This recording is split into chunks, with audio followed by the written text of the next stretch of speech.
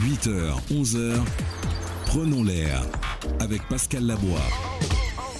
Et vous le savez, le 9-10, chaque samedi, on parle de prévention, on parle de choses qui nous sont chères, la nature également. Maxime Glodon sera avec nous. Également notre invité, l'un de nos invités, Victor David qui est juriste, Lynn Rose Ursulé de l'association Renaissance Écologie. Et puis nous aurons également Garcin Malsa, par téléphone. Voilà, nos invités pour parler, aujourd'hui, et revenir sur les salines Sainte-Anne et également sur ce titre que l'on a pris d'ailleurs du dossier de presse, exigence de l'arrêt des menaces et écocides aux salines avec le collectif Sauver la vie saline. On va en parler tous ensemble et savoir un petit peu où l'on en est. Voilà le programme de cette deuxième heure ensemble dans Prenons l'air. On va se retrouver dans un instant avec nos invités. Voici José Versol pour poursuivre.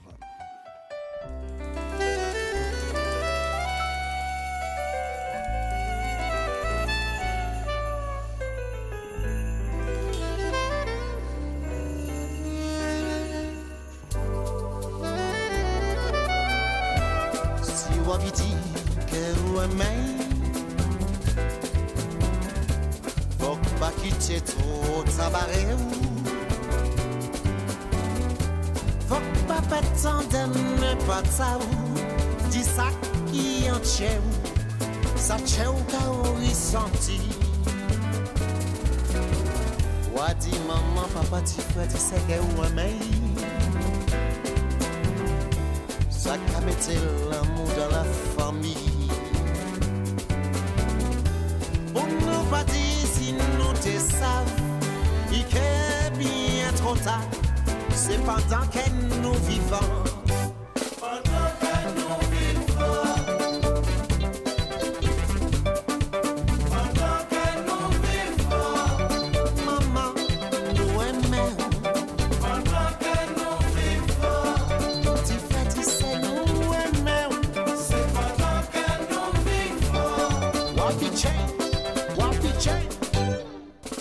Nous les artistes, porte couleur, mon émotion va payer.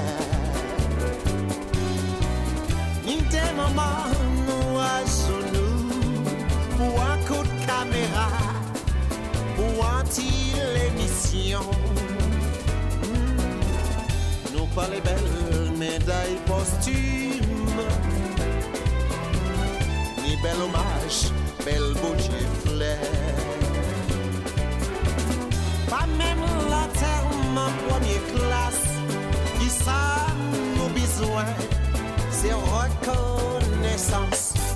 Pendant que nous vivons, Dominique, anti-coup de caméra. Pendant que nous vivons, pas quitter, moi tomber. Pendant que nous vivons, les artistes. Pas quitter un péri. C'est pendant que nous vivons. Bah nous on là.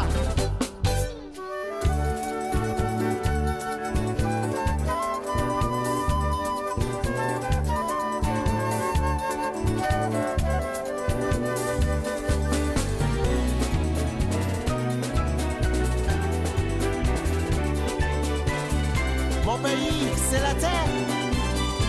Et ma religion le bien. Pendant que nous vivons. Pendant que nous vivons. Piché, piché. Pendant que nous vivons. Baillant anti-médaille. Pendant que nous vivons.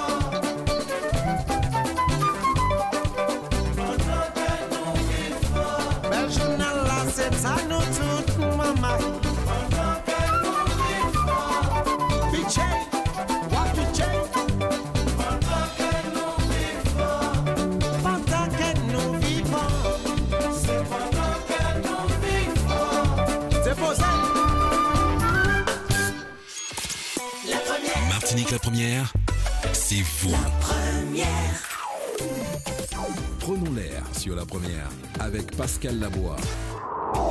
Et nos invités aujourd'hui dans ce 9-10, on va revenir sur pas mal de choses. Maxime Glodon est avec nous. Nous aurons par téléphone Garcin Malsa dans les minutes qui vont suivre. Victor David également, qui est juriste. On va faire les présentations dans un instant.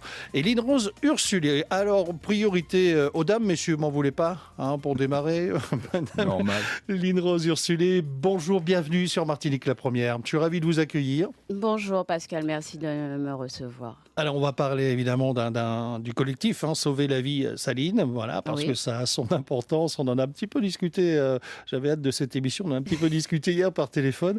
Et donc votre objectif à long terme, c'est de faire reconnaître évidemment le site comme entité naturelle juridique. En effet, donc Victor, je laisserai la parole à Victor à ce moment-là. Il va mieux vous expliquer ce que c'est. Et oui, en effet, parce qu'il y a urgence. Et il y a effectivement urgence. Et puis, vous êtes membre également du collectif qui a réuni 12 associations, dont 3 agréées et historiques. C'est important. C'est très historique, oui. Voilà, oui, c'est la première fois. C'est la preuve qu'effectivement, le cas est très grave. Voilà, autour de ce projet, donc on peut le dire révolutionnaire, d'entité naturelle juridique. Nous avons également David Victor, monsieur David Victor. Alors là, j'ai essayé de faire court. Vous êtes docteur en droit et sciences sociales de l'Université de Paris, sciences et lettres. On est là, jusque-là, tout est bon. Vous êtes chargé également d'études à l'Institut de recherche pour le développement, ce qu'on appelle le IRD, et au centre de Nouméa, Nouvelle-Calédonie. Et Victor David, vous avez suivi également une triple formation universitaire en droit, sciences politiques et langue civilisation britannique à l'Université Paris 5 Nanterre. C'est tout ça ? Alors, il y a une petite erreur. Bon. D'accord. Disons que c'était dans une autre vie où j'étais au centre IRD de Nouméa. D'accord. Depuis 2020, je suis en affectation à l'Université des Antilles. D'accord. Mais vous l'avez fait quand même. Ah oui. Oui, voilà. Voilà. Et puis évidemment, Maxime Glodon. Ça va bien, Maxime ? Parfait. Bonjour, Pascal. Est-ce que vous connaissiez avant Maxime ou pas ? Non, pas du tout. Depuis 5 minutes. Voilà. Venons juste de faire connaissance. Pour faire court, Maxime, et pour nos auditeurs le connaissent depuis quelques émissions le samedi, c'est un monsieur qui va beaucoup sur le terrain, qui va bivouaquer, qui observe, qui voilà. C'est ça, Maxime. Tout à fait. Depuis l'enfance. Et puis, effectivement, on a fait trois tours de l'île en kayak en autonomie, près de ces zones, et une enfance au Vauclin, au Diamant, toujours dans ces mêmes zones humides de mangroves, etc. Donc, qui nous donne quand même, avec le parcours scientifique à côté, qui donne une vision de l'évolution pas toujours favorable de ces zones, mais aussi en matière de risque, on va en parler, elles sont importantes. Et puis vous avez vu les choses aussi, vous Maxime, force d'être sur le terrain. C'est clair. Alors revenons sur l'exigence de l'arrêt des menaces écocides aux salines. Il y a eu beaucoup de choses qui ont été faites depuis plusieurs années, fort heureusement, parce qu'aujourd'hui, on peut le dire, les salines n'existeraient peut-être pas, enfin en tout cas elles ne seraient pas ce qu'elles sont aujourd'hui. Je m'adresse à vous. Oui, en effet. Donc, en fait, je vais rapidement présenter le collectif.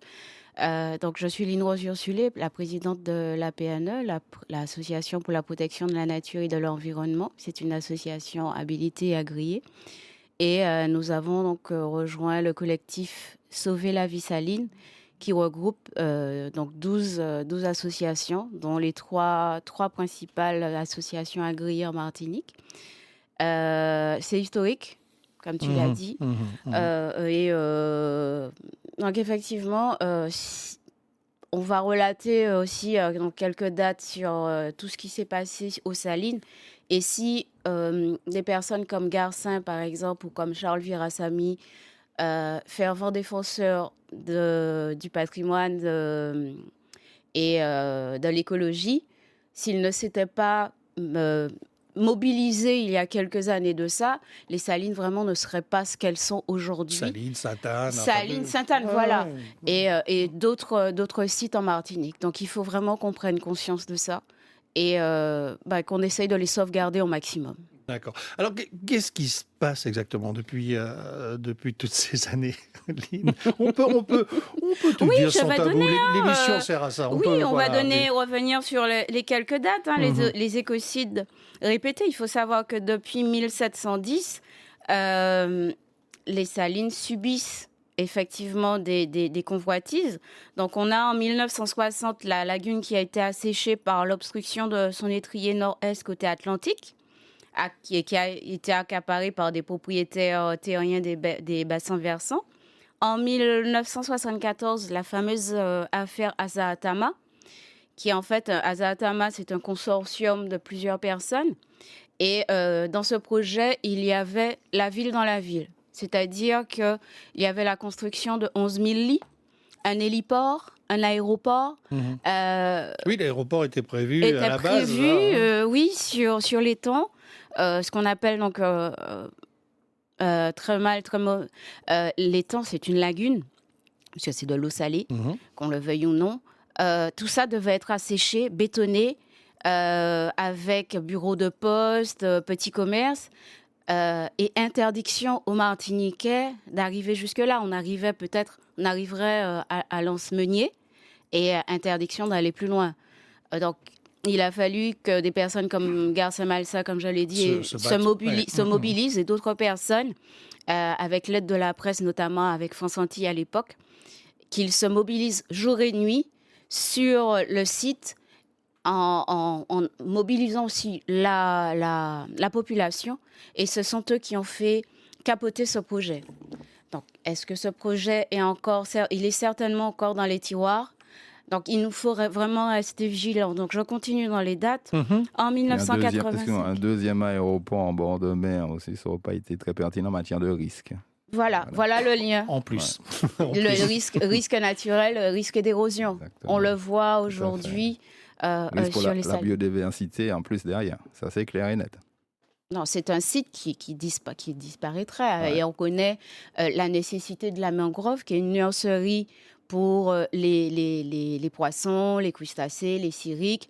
Tout ça disparaîtrait. Et certainement des espèces aussi végétales qui sont propres aux salines. Exactement. Et puis, on sait que c'est la pépinière de l'écosystème corallien. Il y a un lien direct entre la mangrove et ce qu'on pêche. Ce que les pêcheurs nous ramènent, tout ça naît dans la mangrove, puisque historiquement, en fait, c'est quelque chose, un endroit putride, un endroit où on pouvait jeter ses ordures, où on a fait nos décharges d'ailleurs. Oui, malheureusement. Pendant des années.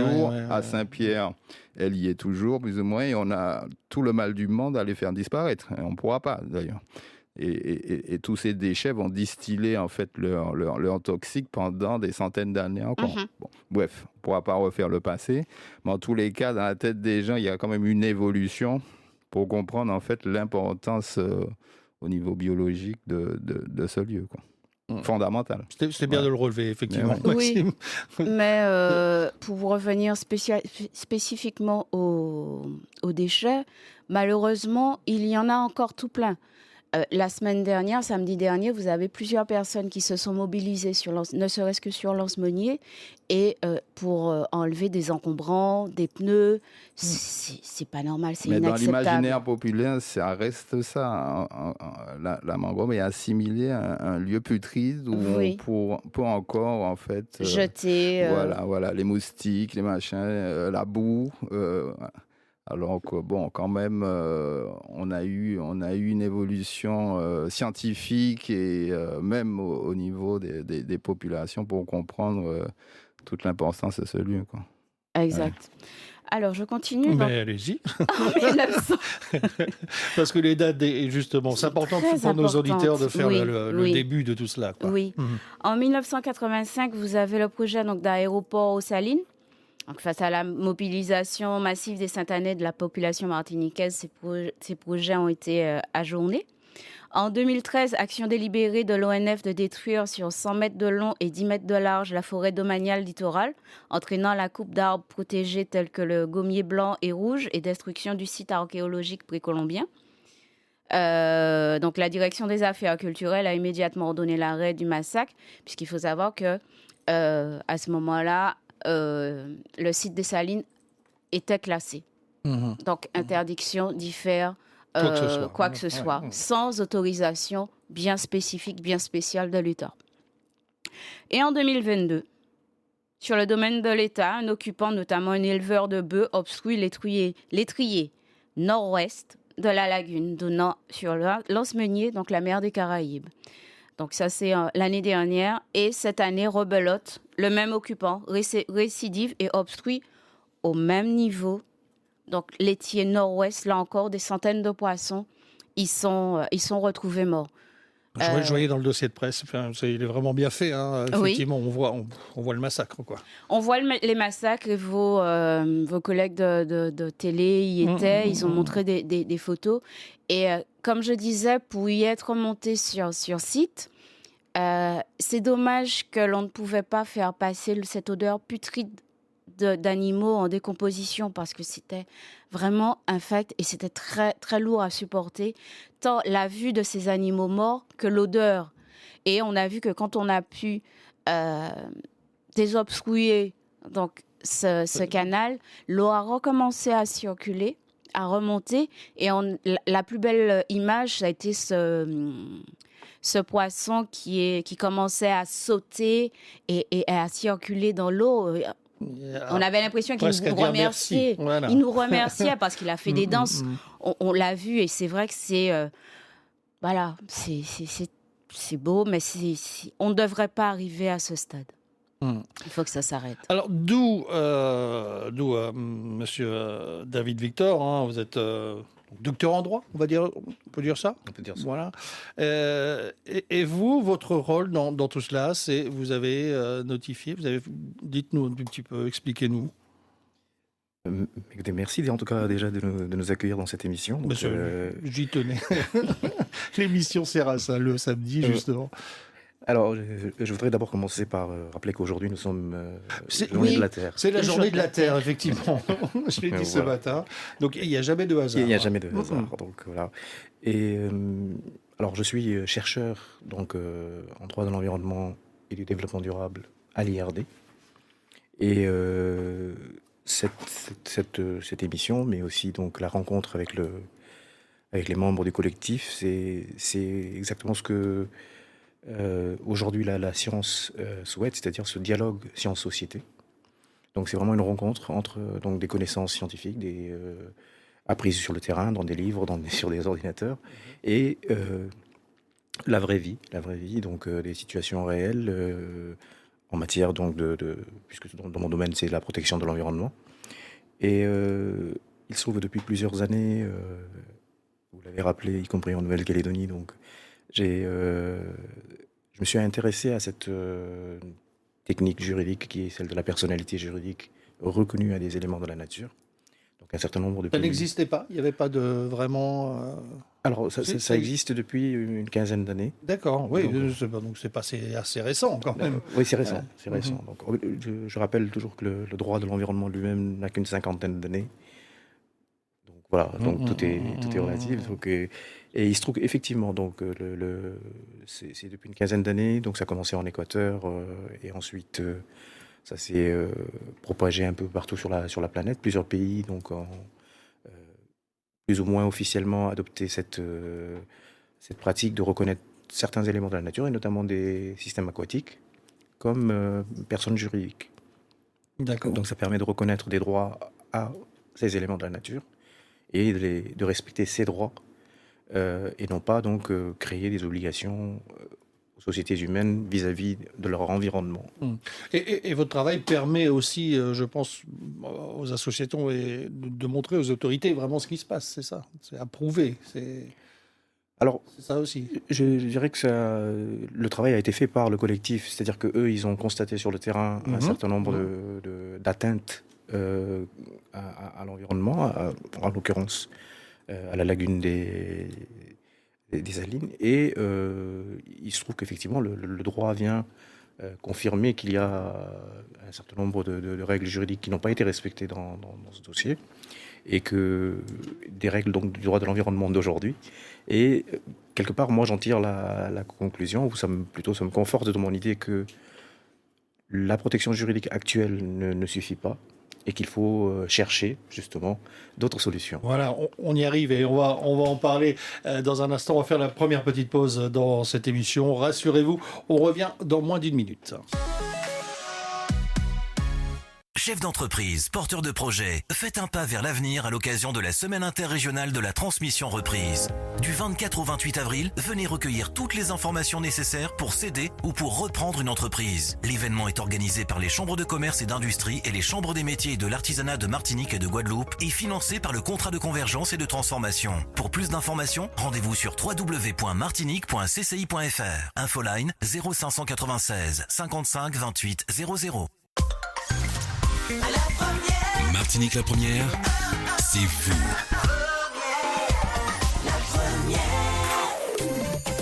Prenons l'air sur la première.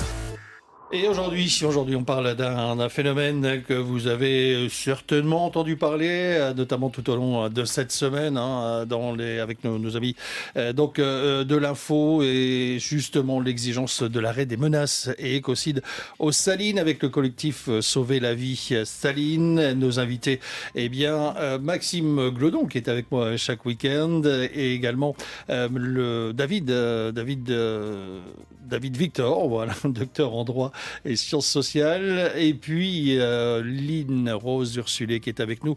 Et quant à Garcin Malsa, on essaye de le joindre au téléphone, mais sa messagerie, comme d'habitude, voilà, quand on connaît, on sait que voilà. Mais je sais qu'il écoute Garcin, Malsa, s'il peut éventuellement nous appeler au 63 23 23 parce qu'on cherche à vous joindre pour participer à cette émission. On revient justement parce que on a parlé des débuts des salines jusqu'à aujourd'hui, ce qui a été fait, notamment la désobstruction de l'étude nord-ouest. Oui. Mais il y a aussi d'autres nuisances environnementales dans cette zone. Oui, en effet, puisque, comme je disais tout à l'heure, il y a, après les vacances de Pâques, plusieurs personnes se sont donc rassemblées afin de nettoyer notamment l'anse-meunier ou l'anse-moustique, où ils ont trouvé de gros encombrants, des réfrigérateurs, des congélateurs, des pneus, des portes. Des portes. Des palettes. Les palettes, non, ça peut encore aller, mais les portes. Ouais. Que font des portes sur un site tel que les salines? C'est inadmissible. Donc, nous avons, c'est vrai que l'activité touristique, économique porte aussi atteinte, mais pas que. Il y a aussi ces personnes qui sortent d'où elles sortent et qui viennent salir le site. Un mal général, toutes les plages. Oui, ça c'est vrai. Les plages. Aller voir les montagnes au Cap Macré, par exemple. Oui, c'est vrai que ces incivilités doivent cesser. Il faut qu'on prenne conscience justement de l'importance de la nature pour la vie, en fait. Voilà, et ce site en particulier des salines, désolé, je vais rester on est vraiment basé sur les salines. C'est un site exceptionnel, naturel. En plus, il a été classé, la lagune a été classée d'intérêt écologique mondial. C'est pas rien. On y a retrouvé notamment des vestiges amérindiens.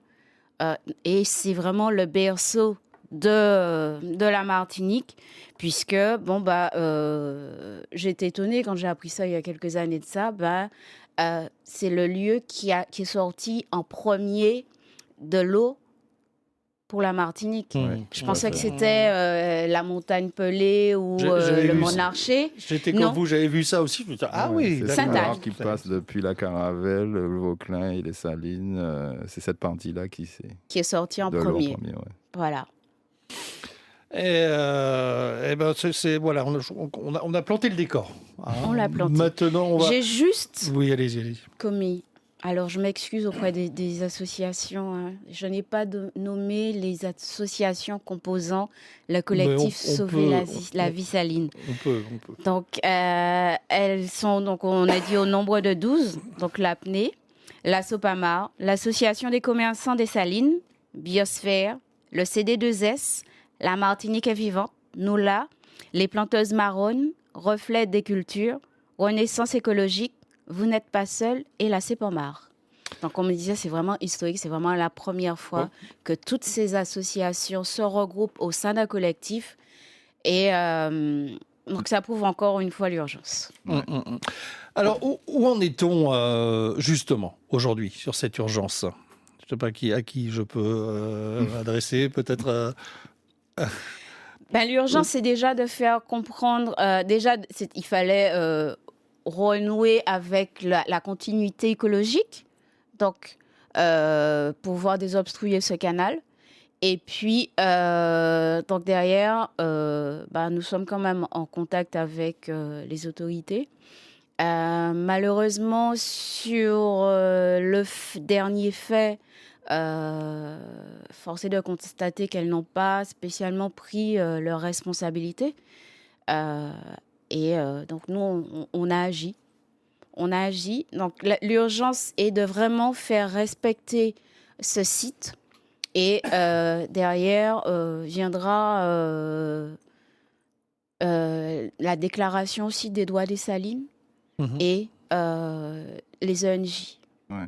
Oui, parce qu'en fait, il y a aussi une double problématique qui est liée au réchauffement global. Il y a une pression humaine directe, on le voit là, mais il y a aussi une pression humaine indirecte à travers le réchauffement global qui fait qu'on le sait, il y a une montée des eaux et il y a une pression maritime sur le site qui est vraiment non négligeable. Oui. La plage des Salines a reculé énormément, comme beaucoup d'autres plages dans le sud et dans le nord.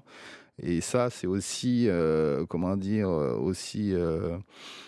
préoccupant que la pression directe dont on dénonce les faits là, ici aujourd'hui. Et il y a une réglementation qui doit être respectée. Ouais. Il faut que les autorités fassent respecter cette réglementation. Alors aujourd'hui, j'ai vu que sur le site, il y a quelques panneaux. Bon. Oui. Je crois que ça vous fait rire, mais Oui. et voilà, et ça change pas pour autant, quoi. Non, On la est preuve. d'accord. On est ouais. La preuve. Il y a sur alors je sais plus si c'est dans le document de presse que j'ai vu ça ou que j'ai lu. Seul aujourd'hui, il y a comment dirais-je, une île dont je cherche le nom, la Corse, voilà. La Corse qui a été, elle, reconnue, qui a fait la même chose que vous. Vous êtes au courant de ça ? Oui. C'est Victor. Voilà, Victor. Alors, j'imagine que vous parlez effectivement de la reconnaissance d'un fleuve corse. Approchez-vous du micro, Victor, qu'on vous entend. Voilà. Oui, je disais que vous évoquez certainement donc le cas de ce fleuve corse qui a été récemment donc par le biais d'une déclaration d'un collectif de citoyens. C'est vu donc ce fleuve s'est vu attribuer une personnalité juridique symbolique et la déclaration a été ensuite approuvée par la collectivité de Corse. Mais tout ça, ça reste de l'ordre du symbolique parce que ça n'a pas de valeur spécialement juridique. Et c'est ce qu'il faut clarifier effectivement. Donc le concept d'entité naturelle juridique est une réalité dans certains pays du monde. Ça a été reconnu soit par la voie constitutionnelle, la voie législative ou par des tribunaux. En France, c'est pas encore le cas. Donc il y a plusieurs opérations donc symboliques. La Corse a été celle qui est allée le plus loin dans ce mécanisme. Il y a le Parlement de Loire qui essaie de promouvoir les droits de la Loire. Il y a l'Assemblée du Rhône. Alors, en fait, donc c'est juste un papier, mais il n'y a pas de... Ça n'a pas de valeur juridique pour aujourd'hui, en France en tout cas. D'accord. Eh ben, nous, c'est pas vraiment ce qu'on cherche. Ouais. Non, il faut que ça soit appliqué. Mais justement, au niveau juridique, la problématique des 50 pas, des 50 pas du roi sur le territoire français, comment dire, elle a toujours été très prégnante ici, puisque historiquement même, il ne faut pas oublier qu'on a 27 ou 28 communes sur les 34 qui sont en bord de mer et qu'elles se sont développées sur ces zones humides, ces villes, notamment Fort-de-France, où on est là, précisément. On sait que des quartiers comme les Terres Saint-Ville, c'était des zones de mangroves et bien d'autres. mangrove qui a totalement disparu aujourd'hui au profit d'habitations. Donc, il y a toujours une pression humaine, une pression foncière sur ces zones. Et c'est cette problématique qui s'illustre aujourd'hui, même si c'est à un niveau agricole, mais on le voit avec ces projets qu'il y a un désir permanent, en fait, de s'approprier ces zones qui est à la source de ces conflits. Donc, historiquement, d'ailleurs, les communes se sont développées autour d'embouchures de rivières, comme ça, où les bateaux venaient faire ce qu'on appelle les égouades, l'eau douce, hein, et apporter leurs marchandises, récupérer la marchandise produite localement. Ça s'est toujours fait autour de ces zones. Et en matière de risque, c'est un petit... Bon, voilà, c'est ma partie. Ça pose des problèmes certains, puisque les gens se mettent en position sur ces surfaces de subir de gros aléas. Et toute la problématique aujourd'hui, c'est de les mettre en garde par rapport à ça, hein, pour qu'ils puissent se préparer à la fois individuellement et collectivement à évacuer ces zones le moment venu, et même très rapidement. Voilà, donc c'est ça aussi le décor ici. Hein. On a une majorité de population qui se trouve précisément sur même des polders, c'est-à-dire des zones qui ont été gagnées sur la mer, sur des zones humides, quoi. Et le recul des zones humides à cause des marinas notamment, on le constate encore aujourd'hui. Qui à Fort-de-France, qui aux marins et compagnie. Donc c'est vrai que c'est un conflit qu'il va nous falloir gérer, à la fois respecter ces zones où on vit déjà et être prêt à les évacuer le moment venu. Voilà. Alors, on a ouvert le standard 63 23 23 pour peut-être vos réactions. Hein. Vous pouvez sans aucun problème nous appeler. Je vois qu'on a quelqu'un au bout du fil. Allô, bonjour, qui est là? Oui, bonjour. Bonjour, le prénom c'est? Oui, c'est Bernard. Bernard, j'ai pas reconnu Bernard. Comment ça va? Bernard qui est fidèle auditeur. Oui, on vous écoute Bernard. Alors, je suis très content de vous savoir là dans le studio ce matin parce que effectivement, j'ai été très affecté par les images qui m'a été retransmises à travers la télé concernant le fait d'obstruer comme ça comment dirais-je, un cours d'eau, hein, pour mettre à mal toute cette diversité, comment dirais-je, la biodiversité. C'est un vrai poumon qu'on est en train effectivement de mettre à mal, effectivement.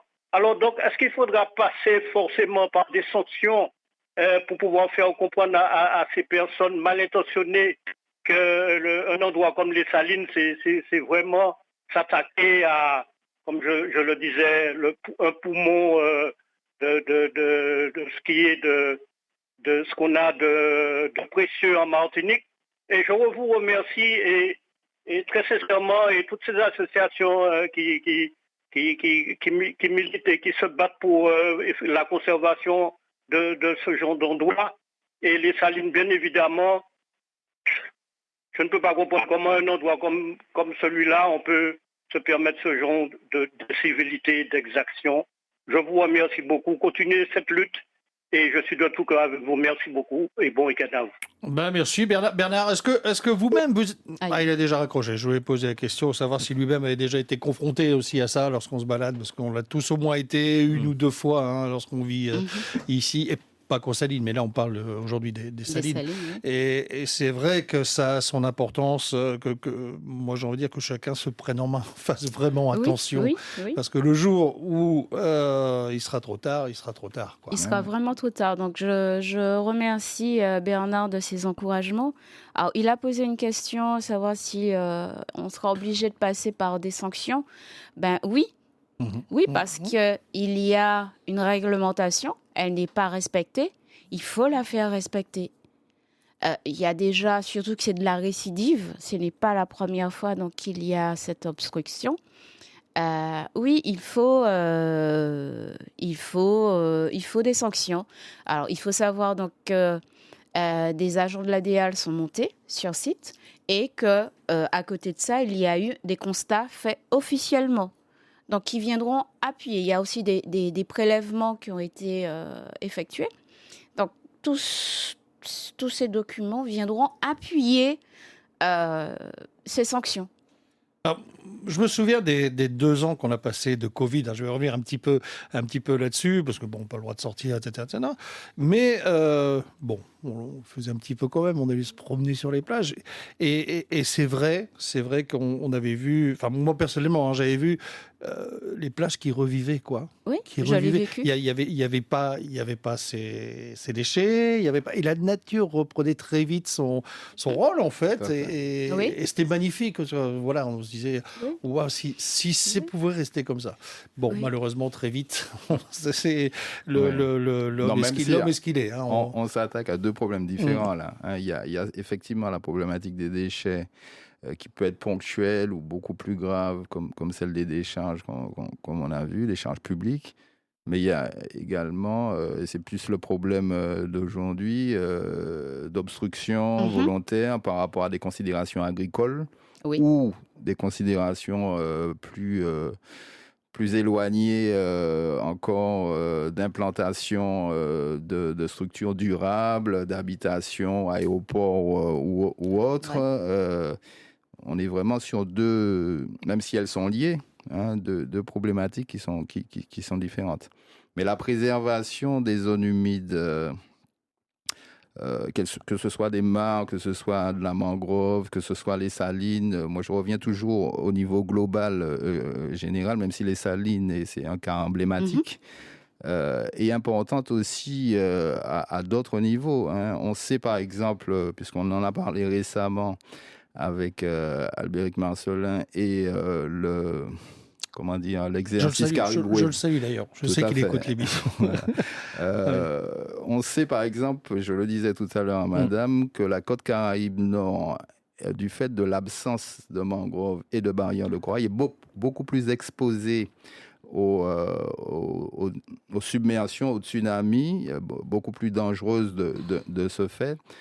Et le cul-de-sac de Trinité en particulier, que la partie atlantique, enfin j'ai dit Caraïbes, mais c'est Atlantique, Atlantique Sud, qui a beaucoup de zones de mangroves et une barrière de corail, et même une double barrière de corail assez continue qui vient protéger la côte.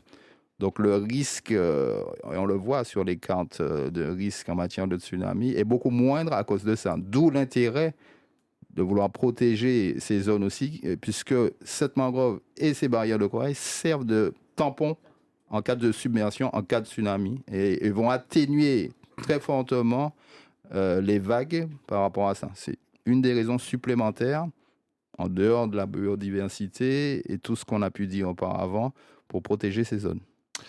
On va, si vous voulez bien, retourner au standard. C'est toujours intéressant également d'avoir l'avis de nos auditeurs. On a Philo qui nous appelle de Saint-Joseph. Philo, bienvenue sur Martinique la Première. On vous écoute.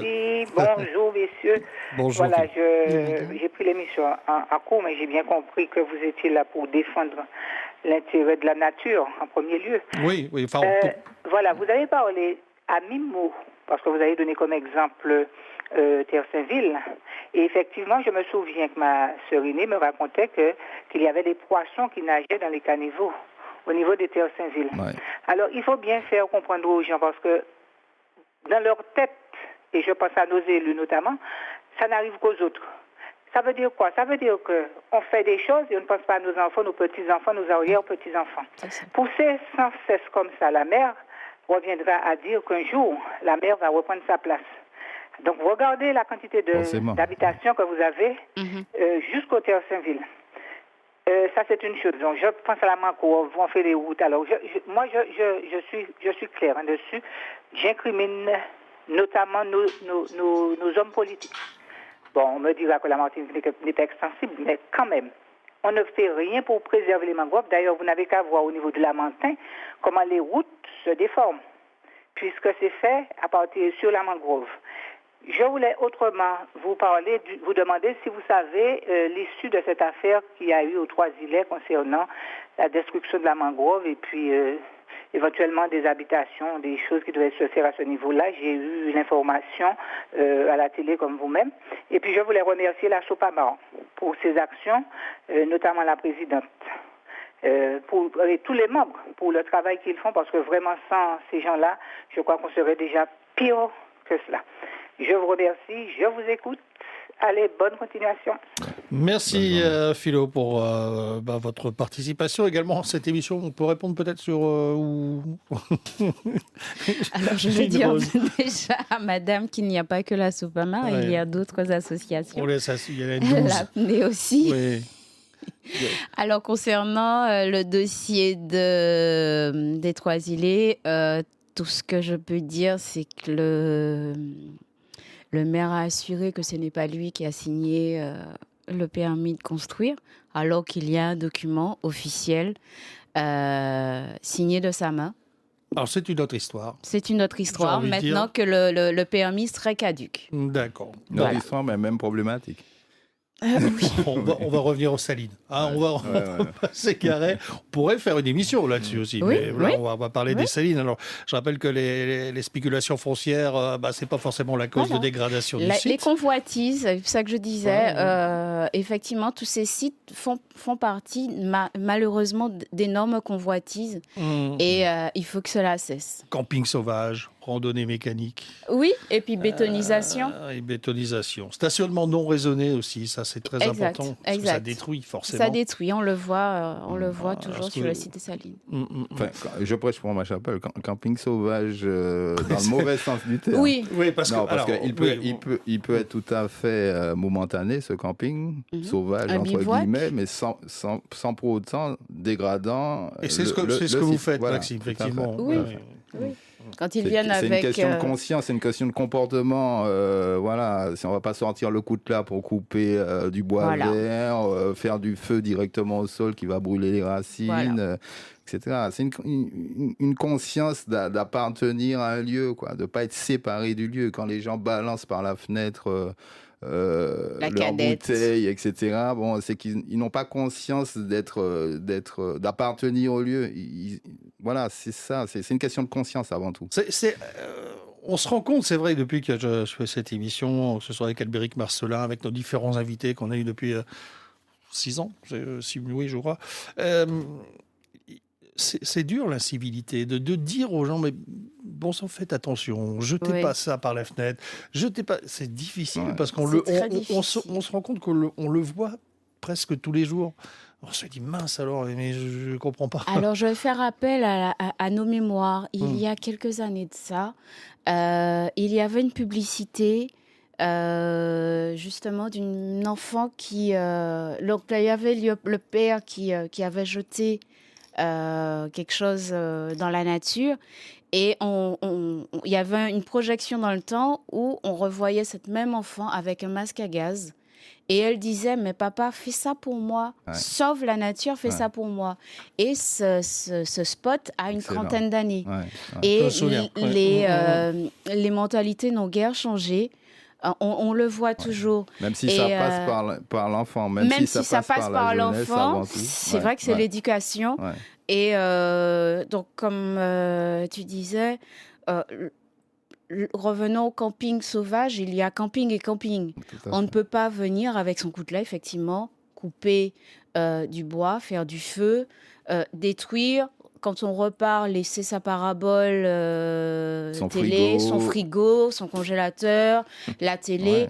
c'est Parce pas qu'on a normal. voulu reproduire son chez-soi en bord de mer, alors, au lieu de simplement profiter du lieu. Quoi. Voilà. C'est ça aussi la différence d'attitude. Mhm. Voilà. Mhm. Il faut savoir ce qu'on veut. Est-ce qu'on veut profiter de la nature, etc. Ou bien est-ce qu'on veut reproduire son chez-soi en bord de mer? Pensons à demain et il faut qu'effectivement les décisions soient vraiment durables et pérennes. Quand il y a par exemple des projets de végétalisation, de revégétalisation, comme c'est le cas aux Salines, ça a été le cas aux Salines, et que l'on repasse et qu'on voit que ces arbres ont été détruits, c'est pas normal. Or, on sait que ce sont ces mêmes arbres qui ralentissent l'érosion, qui Tout à retiennent fait. le sable. Il faut vraiment qu'on prenne conscience de la nature, quoi, de cette destruction. On a Sarah qui est avec nous. On part à Ducos. Sarah, bienvenue, bonjour. Allô, Sarah? Sarah, vous êtes en direct, Sarah. Allô. Oui. Alors, Sarah a posé le téléphone et Sarah, vous m'entendez? C'est à vous, vous êtes en direct. Pas. Vous êtes en direct, ça y est, Sarah. Bonjour. Vous m'entendez? C'est bon, parfait. Oui, bonjour. Bonjour, Sarah. On vous écoute. Bonjour, Pascal. Bonjour à tes invités. Bonjour. Bonjour. Je prends l'émission en courant, donc je ne sais pas ce qui a été dit, mais quand vous avez parlé des mangroves qui avaient été inondées et des mangroves qui avaient été bétonnées, donc je pense éventuellement au séisme qui avait provoqué la submersion ou l'immersion de la baie de Fort-Royal en Jamaïque. C'était pas Fort-Royal, c'était Port-Royal.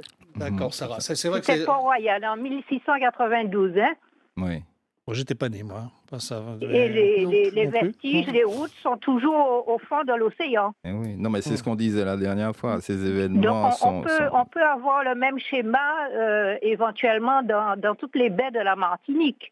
Tout à fait. Et surtout, vous avez parlé de Terre-Saint-Ville, Médilon, Boulevard de Gaulle, tout ça. Moi, Olga, j'ai vu de l'eau. J'ai vu effectivement la mer envahir tous ces endroits. Hein. Ouais. Alors nous, on parle aujourd'hui, Sarah, mais c'est bien, hein, votre intervention est intéressante. Erreur, là. Non, il n'y a pas d'erreur, vous pouvez dire. Mais on parle en fait du sujet des... c'est qu'il y a un écho. Enfin, sur le plan technique, j'ai un problème. Alors, je poursuis. Je voudrais demander à tes invités s'il est possible, par exemple, de fabriquer du sel à Sainte-Anne-aux-Salines, hein, parce que quand j'étais gamine, nous avions du sel de la Martinique. Évidemment, je n'étais pas en mesure de regarder les détails, le lieu de fabrication, mais on pourrait éventuellement recommencer à fabriquer du sel en Martinique pour l'autosuffisance alimentaire éventuellement. Tout à fait, mais historiquement d'ailleurs, effectivement... J'écoute vos réponses parce que là, je suis un petit peu embêtée avec D'accord. On va mettre... Les salines n'ont pas usurpé leur nom, c'était un lieu de fabrication de sel, comme plusieurs plages en Martinique, il y avait cette tradition, comme la tradition de fabriquer de la chaux à partir de Madréport et de Conques de Lambie. Donc, c'est des usages qui peuvent revenir d'actualité. On a parlé récemment du sud de la France, de la Camargue, au niveau national, et ce sont les mêmes problématiques qui se posent et les mêmes patrimoines à protéger, y compris le patrimoine archéologique. Puisque aux Salines, il faut savoir qu'il y a une très belle épave de 64 canons juste en face de la plage des Salines. C'est le HMS Raisonnable qui a coulé là. Et on trouve beaucoup de ces sites archéologiques remarquables le long du littoral. Et c'est également notre histoire, c'est notre patrimoine à protéger. Comme on trouve là-bas en Camargue, beaucoup de choses. Donc, ce sont les mêmes problématiques qui se posent. Non, mais je croyais qu'il allait y avoir une suite que Maxime allait poursuivre à la fin. D'accord. Oui. 9h51 sur Martinique, la première, vous qui prenez cette émission en cours. Nos invités, Lynn Rose Ursulé, David Victor, docteur en droit, et puis, vous le connaissez également, c'est Maxime Gleu, qui est régulièrement avec moi. On parle de la situation des Salines actuellement. On en a parlé beaucoup tout au long de cette semaine, mais c'est important. Justement, l'exigence de l'arrêt des menaces et écocide aux Salines avec le collectif Sauver la vie Saline qui représente une douzaine d'associations. On peut les rappeler, les associations, parce que c'est important. Il y a l'association des commerçants des Salines, ça j'ai retenu, la Sopamar, et après j'ai oublié. L'apnée. L'apnée, effectivement. Donc ça fait 3. Biosphère. Le C22S. La Martinique est vivante, Noula, les planteuses marronnes, Reflet des cultures, Renaissance écologique, Vous n'êtes pas seul et la Sépamar. Voilà, c'est toutes ces associations donc, qui défendent les salines pour qu'elles restent ce qu'elles sont, ou ce qu'il en reste encore, en tout cas, mais qu'elles ne s'empirent pas. Qu'elles ne s'empirent pas, surtout que depuis 2013, a été entamé donc, le cheminement vers la labellisation des grands sites, l'opération Grand Site.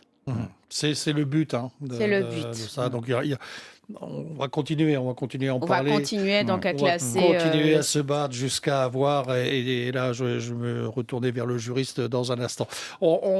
Deuxième petite pause de l'émission. On revient dans moins d'une minute. Le standard est toujours ouvert si vous voulez intervenir. 63 23 23. Garça Malsa devait être avec nous par téléphone. Le téléphone, j'ai dit tout à l'heure, il est comblé. Il a peut-être dû oublier, mais c'est pas grave. Allez, 9h53, on revient dans un instant. Martinique la première, c'est vous. La première. Prenons l'air sur la première avec Pascal Laboire. Et nos invités aujourd'hui, Eline Rose Ursulé, David Victor, docteur en droit, sciences et sociales, et évidemment Maxime Glodon. Je rappelle que Garça Malsa devait être avec nous par téléphone. Bon, c'est pas grave, on l'aura très prochainement, évidemment, parce que très impliqué, justement, puisqu'on parle des salines, il a fait énormément lors de ses différents mandats de maire, d'ailleurs. Oui, c'est lui qui a entamé justement les démarches de classification du site. Alors justement, en quelques dates, on a donné des dates tout à l'heure, mais on a aussi les écocides répétés. Ça a démarré en 1710. Sur la carte du Moreau du Temple, où on peut constater la construction d'ouvrages hydrauliques visant à l'assèchement de la lagune. C'est ce que vous disiez. Oui, que j'ai dit au là, tout on début. est en 1710. Oui, ça veut dire qu'effectivement, ce site est convoité et ça date pas d'aujourd'hui. Et donc, il faut vraiment, si on veut le préserver, qu'effectivement, on enclenche tous les rouages pour protéger ce site. Qui est ce fameux, j'ai envie de dire, tampon officiel. Officiel, voilà. Pour appuyer dans ce sens, toujours au niveau plus général, dans le sud de la Martinique, il y a cette problématique de l'eau, globalement. Puisque on sait qu'historiquement, encore une fois, avant qu'il y ait l'eau courante dans le sud, et aujourd'hui même, l'eau courante qu'on a dans le sud vient du nord, vient de la zone des Pitons du Carbet, notamment. Eh bien, qu'est-ce que les gens faisaient ? Ils favorisaient les mares et les citernes chez eux. Mares qui elle-même favorisent la biodiversité. Tout est lié. D'ailleurs, il y a un excellent site qu'on a mis sur la page de l'association Résilience à ce propos, qui parle des mares et des zones humides, tant en Guadeloupe qu'ici. Mais si on veut y revenir, avec les épisodes de sécheresse qu'on a de plus en plus, qui sont liés au réchauffement, on comprend aujourd'hui toute la nécessité de sauvegarder, encore une fois, à la fois les zones humides marines, mais également les plus terrestres, je parle des retenues collinaires des mares, puisque la faune aviaire qui est liée à ces zones humides passe de l'une à l'autre, traverse nos îles pour ses migrations. Voilà, tout ça est lié, quoi. On ne peut pas séparer, en fait, les problématiques. Elles sont toutes liées, c'est la problématique de l'eau globalement. Donc, il faut qu'on trouve un équilibre globalement entre nos désirs d'occuper le littoral pour tous ses avantages, pour le transport, pour l'agrément, pour la ressource marine en matière de pêche, etc. Et la nécessité de préserver cette même ressource, cette même biodiversité, de conscientiser au niveau individuel, au niveau des associations humaines, la nécessité de trouver le bon équilibre. Qu'il n'y ait pas des intérêts partisans, des intérêts privés qui viennent au détriment de tout cela. Alors, il nous reste un peu moins d'1 minute. Je vais laisser le mot de la fin à David Victor sur tout ça. Écoutez, moi, ce que j'entends de ce qui s'est historiquement fait sur le site des Salines et le constat, pour moi, il est le même. C'est-à-dire que les différents statuts, y compris très récents, ne permettent pas de protéger suffisamment le site. Que ce soit la réglementation sur les sites classés, le statut de Ramsar. Donc, il faut effectivement aller vers d'autres solutions. Et je crois que là... Et continuer à se battre. Et continuer à se battre et porter ce changement. Merci à vous tous. Merci Lynn Rose Ursulé. On refera une émission. Merci à David Victor et puis Maxime Glodon qui sera avec moi encore la semaine prochaine. On a encore beaucoup de choses à vous dire.